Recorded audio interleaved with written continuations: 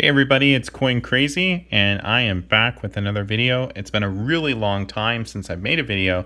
I've just been really busy over the last year. I started a business. I've been trying to make that a successful business, and that requires a lot of work, a lot of time, a lot of energy, a lot of effort, and things are now just starting to turn the corner, and I'm able to get some more time to do some cool things like this. So here I am, and I've got a couple of pickups that I wanted to show you that I've added to my collection, and one of them was inspired by one of you guys who watch my channel, and that's Silver Stacker, Silver Surfer. Shame on me, Silver Surfer. He's got a really cool channel, and if you haven't seen his channel, go check him out. But he had purchased not long ago one of these West River Bank notes, and I thought they were really, really cool. I think he had the $2 one he was showing off, and so I went online and I bought the $1 and the $2 denominations. And then I realized too that the design that I thought was really cool was actually a design that was used among several different banks. And so this printing company out of New York here, you can barely see it, this, what does that say? Rawdon, Wright, Hatch, and Edson out of New York.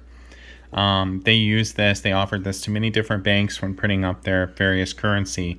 I found a bank in Michigan that actually used the same type of designs, but I had already bought the Vermont one, so I said, okay, I'll just keep with this West River Bank. But beautiful, beautiful example here. This is a remainder note. This is obsolete currency, and it's a remainder note, so that means it wasn't used. You can see it's not numbered. Normally they would have written in a number there. And then it's not signed. Normally you'd have the president's signature and possibly someone else's signature, the treasurer's signature or the registrar's signature. But this was never used. This was a remainder. It was left over. And I'm assuming this was from 1854 since the seated dollar is dated 1854.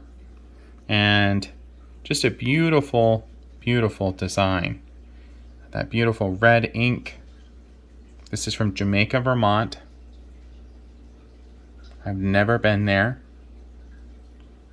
And what I find fascinating about this note is just not only the seated dollar design. I think that's a beautiful design with the angel, but look at all the detail in the back.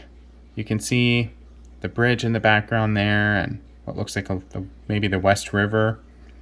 And then back here, now this is the one where I kind of struggle with. I think that's the West River. I think there's a bridge there, a little steamboat maybe, and a train. I think that's a train right there by the angel's foot, the right foot.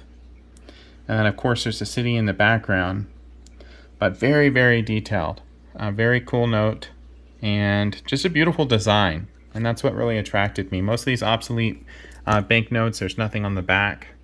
And that's the same is true for this one. There's nothing on the back. And not a bad little pickup there. I don't know too much about the CSA notes, the Confederate States of America notes, but I own the $10, so I wanted to get the $20 example, just so I can start working on building up a complete set. So I saw this when I was buying this, and the price was good, and so I picked it up at the same time. You know, eBay's always trying to get you to spend more money. They put these suggestions based off of machine learning on the same page, and so you always see something that you click onto ultimately. But this one's graded by PMG. Paper Money Guarantee is Very Fond 30, and it's an 1864 Confederate States of America note. And these just seem really rushed to me, and I imagine that they were rushed because they were in the middle of a war, and they were trying to produce these pretty quickly, I imagine. But these just seem really rushed. Like there's not, when you start looking at the detail on the back, there's not a lot of detail. You see this building here, and I'm not sure what building that is. I've got to do some more research.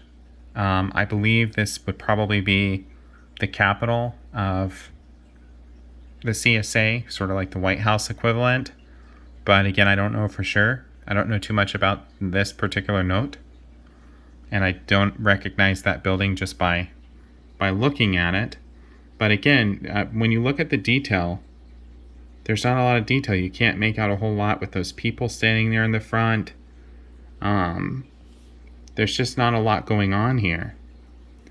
And they've kept this very simple. I do like how it says 2 years after the ratification of a treaty of peace between the Confederate States of America and the United States. That's when this note would be payable. And I think that's pretty... you see that on all of these CSA paper notes or fractional currency. This is numbered, of course, and signed by both the treasurer and the registrar. And then on the back, you have the blue 20. And so can you imagine we would have had blue backs and we would have had green backs should the Union have surrendered. I'm glad that they did not, of course. And but can you imagine that reality where there would have been a CSA and a USA? Some of us would have been living in the CSA right now. Some would be living in the USA. That I'm glad that's not the reality that we're faced with. And then we have this Federal Reserve note of Philadelphia. You can see there's this beautiful, by the way, these, I have the $20 note. I just picked up the $20 note a few weeks ago.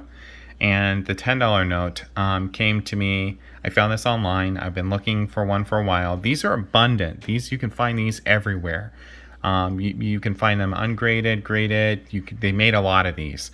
And they're pretty affordable. You can find them for as low as $80 or so, all the way up to $150 for a decent example like this. This is very fine 25. It's not the best grade, but definitely not the worst grade.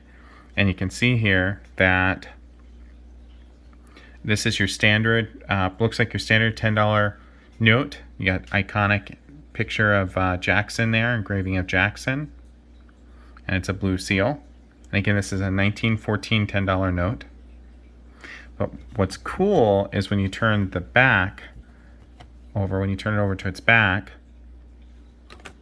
you see, sorry, someone keeps trying to call me, and I don't recognize the number, but you see this really cool scene of these farm implements. Horseback, some gentlemen on some horses there, and they've got some farm implements, and they're horse-drawn. Very, very cool. But when I was talking about the detail on this note compared to some of the other notes that you can get your hands on, look at the detail on this. So on the right side of this note, you see this manufacturing scene. And if you look closely, you can see that pickup truck right in the foreground there. And inside the pickup truck, there's a man. And behind that, there's a building, and you can see a man inside the building. To the right of the pickup truck, you can see a gentleman. Behind the building, you can see people and another truck. I mean, the detail on this particular note, it's just amazing. This is a beautiful note with a lot of detail. And that's what I mean. If you compare this note, I mean, just the people in the foreground there are very blurry. This part right here is very blurry. But when you look at this right here, look at how detailed that is. And so it's, you can tell that the engraver was rushed here or wasn't as skilled here. And this one really was able to take their time and was very skilled. And but some of these have a beautiful detail. And again, a lot of these, I mean, just look at the hoofs on the horse there.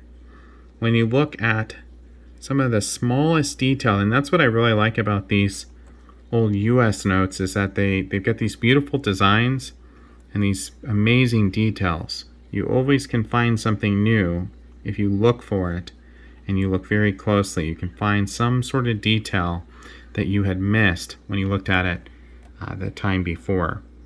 But really a cool note, and again, I'm glad I was able to add this $10 example to my collection here. You guys, thank you for watching. It's Memorial Day weekend. It's a beautiful day outside, and hopefully it stays to be, well, here in Michigan anyway, hopefully it continues to be a beautiful weekend. And thank you guys for watching. Please like, comment, and subscribe.